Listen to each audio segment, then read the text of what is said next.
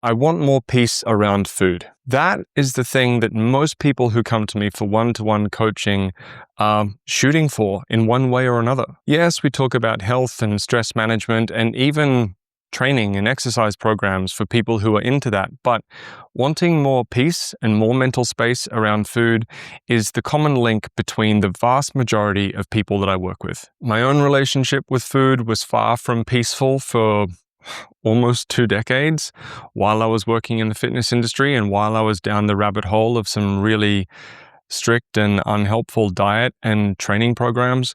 And on top of that, on top of understanding the experience of it, I've done a lot of extra work to know the right and wrong ways to navigate out of that kind of situation. So wanting to experience more peace around food and even body image, this is a really big ticket item. So that's what we're going to be diving into today. I'm going to be unpacking some essential steps we need to take along that path that you can start doing today, things that you can action today. So my name's Marcus. This is Strong Not Starving. Let's jump right in. So we can learn a lot from the treatment of OCD. Thoughts are just thoughts. They don't mean anything about us. We don't need to act on all of them. And it's our job to take ownership over which thoughts we spend time with. Now, this doesn't mean we can stop certain thoughts from entering our mind. Some thoughts are just going to appear. But we can influence the frequency and volume of these thoughts by taking ownership over what actions we take and where our attention goes. What actions we take and how long we spend with certain thoughts and where we put the spotlight of our attention, this determines how much power we give to certain thoughts and how much we reinforce them. Now, if you've ever experienced food noise or intrusive thoughts, these are some really key principles to understand. They are hard to put into practice, right? Because these thoughts, they can feel very urgent. They can feel very persistent. They often come with a lot of big feelings and a lot of anxiety. And more often than not, they come with some really compelling and convincing narratives. But where we place our attention and what actions we choose to take while experiencing difficult thoughts or noticing difficult thoughts, this is really important. Because if we're experiencing a lot of food noise, body image anxiety, and disordered eating, but we are not eating regular balanced meals, frequently weighing ourselves and checking ourselves in the mirror, body checking, and spending a lot of time actively analyzing and ruminating things around health and weight and body shape and size, food, dieting, etc. That's what we need to address because that is what is perpetuating the problem. This is what I mean when I say where we invest our attention and what actions we take matters. Because in the context of OCD, for example, and I know food noise and disordered eating is different from OCD, like it's not exactly the same thing, but obsessive compulsive leanings are one of the most reliable predictors of eating disorders. So there is crossover and there is useful lessons to be learned there. And one of the fundamental principles of navigating OCD and compulsions is the understanding that the more we act on the compulsion, the more we reinforce the anxiety around the compulsion.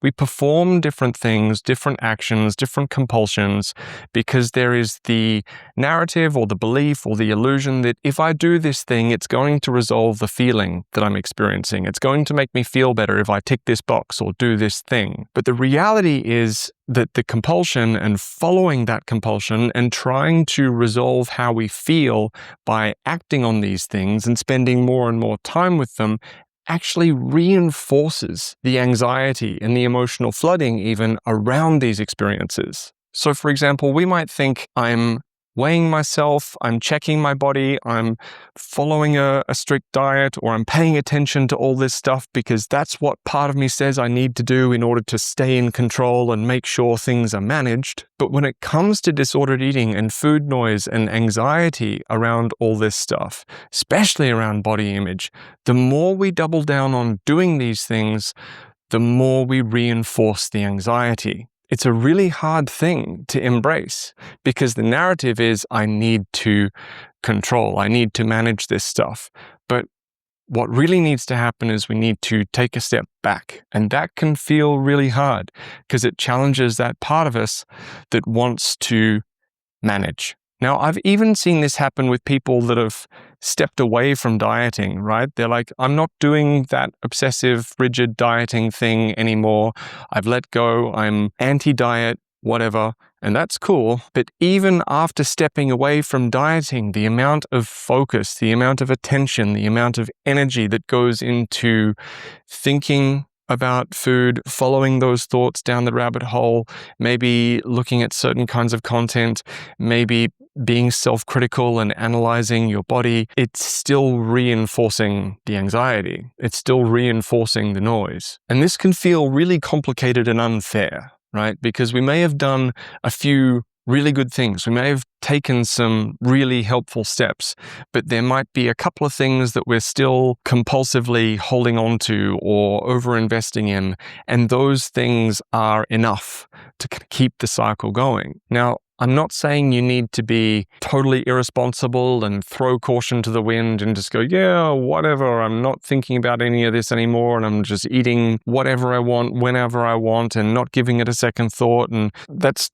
too far in the other direction. The difficult thing here is finding a balance, finding this middle way, giving things the amount of attention that they deserve and warrant without going too far. So like I said, we can't control what thoughts appear in our mind, but we do have a high degree of influence over where we send the spotlight of our attention and how much time we spend on the thoughts that appear in our mind. Like when a thought appears in our mind, we can decide to grab hold of that thought and spiral and ruminate, or we can decide to intentionally take our attention somewhere more helpful. Now, most people give up on doing this because when we start doing it, granted, it feels super hard, borderline impossible. When we start doing it, it's going to feel like you spend most of your day just redirecting your thoughts, noticing intrusive thoughts or noticing different things that are troubling, actively deciding whether or not something is worth your attention or not, shifting it somewhere else, realizing that your attention has gone back to the thing that you didn't want to be thinking about. At first, it can feel really, really difficult, but that is not how the rest of the journey looks if we stay consistent and keep practicing as best we can. Now, for some people, this is where some intentional meditation practice or some intentional diaphragmatic breathing or quiet time, whatever you want to call it, comes in handy, because we need some practice just being still, noticing where our thoughts are going, actively not investing in thoughts, bringing our attention back to where we want our attention to be. Sometimes some structured practice can help. But if you do choose some structured practice, if you do want to take a few moments in a day to maybe practice some diaphragmatic breathing or meditation or whatever it is, don't overload yourself. Don't think that you need to do like 30 minutes in one go or whatever. That's just going to be messed up. That's going to feel like way too much. Like if you're getting started, like 30 seconds is fine. Just a few 30-second breaks throughout the day. That can help just to intentionally get some reps in with noticing what thoughts are appearing, observing them calmly, non-judgmentally, not beating yourself up whenever you experience a thought or notice something that you don't want to be thinking. Just like, cool, fine, that's fine.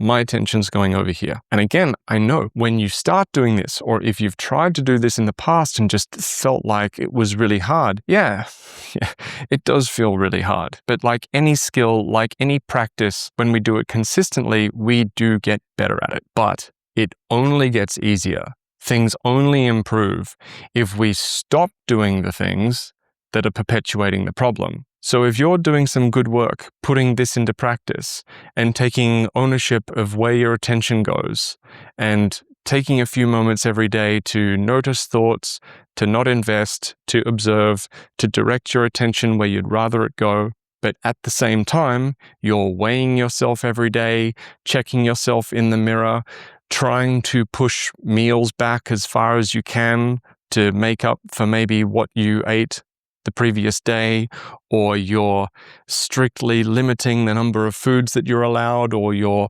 going hungry for long periods of time, or you're just not getting that nice regular rhythm of predictable meals. Doing all those things or some of those things while trying to create a better mental space is like pouring gasoline on the fire that we're trying to put out. And this is where a lot of people get stuck. They're doing a few really, really good things, but also still staying really connected to some baked-in habits that are perpetuating the problem. And stepping away from those things can feel exceptionally challenging, but that's where our emotional window of tolerance and stress management work comes in. Stepping away from certain habits can feel scary, but that's why we need to be working on self-care and emotional resilience. So in those moments when we're challenged, when we are stepping away from something unhelpful, it's hard, but we got it. And the content we absorb is definitely something worth mentioning here. I know a lot of people who are attempting to do really good work and even like following through on doing really good mindset work, even some really good work with implementing a more nutritious and supportive way of eating into their lives. But the content they're absorbing, the social media accounts that are just constantly posting unhelpful crap and shirtless photos and perpetuating the overvaluation of body weight and shape and perpetuating health anxiety, that's not going to help. Like, really not going to help. You can be doing amazing work, but if you are still really engaged with that stuff and you are absorbing that stuff every day, you're giving your brain conflicting messages, pouring gasoline on the fire with one hand, trying to put it out with water with the other hand. It's like, I'm no firefighter, but I know that that's not a great call. And just for the record, the absence of rigid dieting doesn't mean, hey, screw it, I'm just going to eat whatever I feel like, whenever I feel like, without taking a second moment to think about it. This is not about investing no attention and no energy in our health and what we're doing. This is about investing the appropriate amount. A helpful way to think of this is, how much attention can I put into something before it flips into overanalysis, anxiety, and mental spirals? Like when I talk to clients about putting some stuff together for some basic meal prep or some things that they want to learn to cook or stuff that they want to make for themselves, here's a couple of pieces of advice I give. Limit your options in a constructive way. So choose 1 or 2 websites or 1 or 2 cookbooks to choose from, rather than allowing yourself the entire historical library of human history of cooking. This is called constructive constraints, limiting your options in a constructive way so that it prevents overwhelm. And then give yourself a designated amount of time to actually make the choice. If I say that I'm going to sit down and choose something to get ingredients for to cook for our dinners next week, I'm going to allocate no more than 5 minutes. I'm going to take 5 minutes to make that choice. I'm not going to let it become 30 minutes, 45 minutes, etc. So this can be a helpful option when it comes to knowing whether or not you're investing a helpful amount of energy or whether or not you're going into some kind of spiral. Constructive constraint. And also thinking about food between meals. Can you have your meal or have your snack, set it aside, and then put your focus elsewhere until the next meal or snack? The importance of a nice, reliable rhythm of meals and snacks cannot be overstated. And something that I find exceptionally funny is that this is one thing that the food freedom intuitive eating crowd and the eliminate sugar and flour, create rigid restrictions food addiction crowd actually agree on in a lot of spaces. It is so rare to find anything that those two groups agree on, but something that they do often agree on is the importance of reliable, predictable meal and snack times. Of course, if you look hard enough, you're going to find exceptions to this, but it's just something that I find incredibly funny and kind of important, that these two groups in a lot of spaces can be so polar opposite in so many of their beliefs and approaches, and yet they come together and agree on this point quite frequently. Having a reliable schedule of satiating meals and snacks communicates to parts of our brain that are not conscious, that are very, very deep in there, that food is available, we're okay, it's not a problem, there's nothing to panic about. We don't need to be hypervigilant about this because we're getting this regular supply of meals and snacks. We don't need to keep it on our radar. It's fine. Also, 2 other nutritional practices that a lot of competing voices often actually agree on: stay present and slow down when eating. I know that eat slowly has been, pretty present in some very, very unhelpful, rigid dieting or restrictive dieting messages over the years, but stay present and eat slowly is also a message that happens with more intuitive approaches as well. So let's remember this. Areas where competing voices come together and agree, we need to pay attention to that. Eat slowly and stay present when eating is one of these things. Also, the second one, focus more on the foods that you're trying to get enough of rather than the foods that you're trying to manage your consumption of. So if you're focused on what you think you can't have, you're just going to want it more.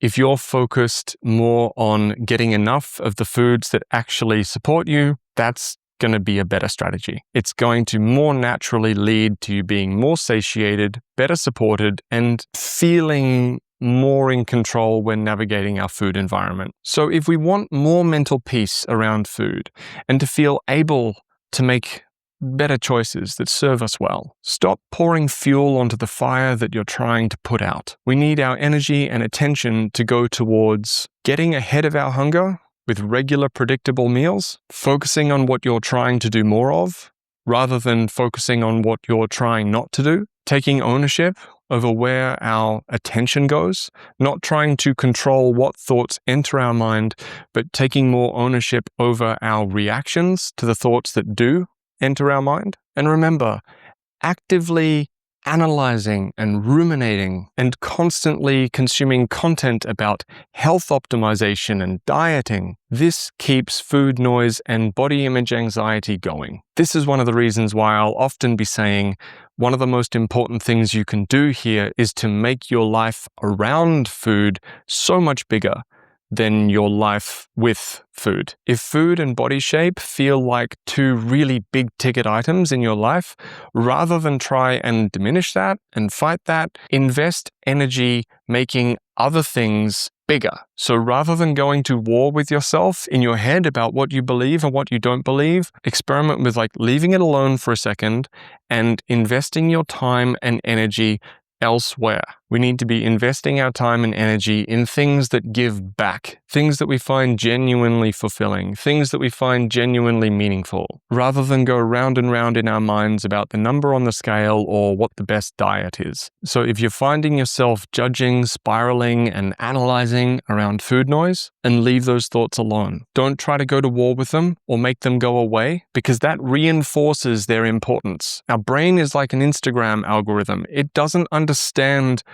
what content is good for you and what content is bad. It only understands what we're clicking on, what we're paying attention to, and whatever we click on, whatever we pay attention to, we get more of. So do your best to take ownership of the spotlight of your attention and repeatedly, non-judgmentally, calmly, bring it towards things that are rewarding, fulfilling, relaxing, fun, helpful, constructive, all of the above. When I started doing this work personally, I didn't weigh myself for years. I even made the conscious decision to not get changed or not get dressed in front of a mirror.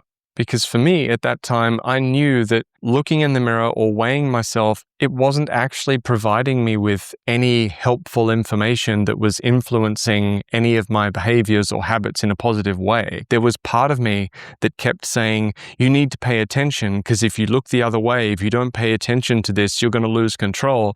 But that was just stirring up fear. And fear and anxiety just led to more cycles of restriction and binging and compensation and chaos. So for me, I put a hard stop to body checking with the scales and in the mirror and in reflective surfaces. And I want to encourage you to practice what we've talked about today. Take ownership over where the spotlight of your attention goes. Because if we're trying to put out a fire while pouring gasoline on it with one hand, and water with the other, it's not going to serve us super well, and we're going to be very, very burned out, and very frustrated. So don't hesitate to reach out by following the link in the description if you have any questions or you'd like to talk about how this might look for you in your personal situation, and take good care of yourself. My name is Marcus. This was Strong Not Starving. I'll see you next time.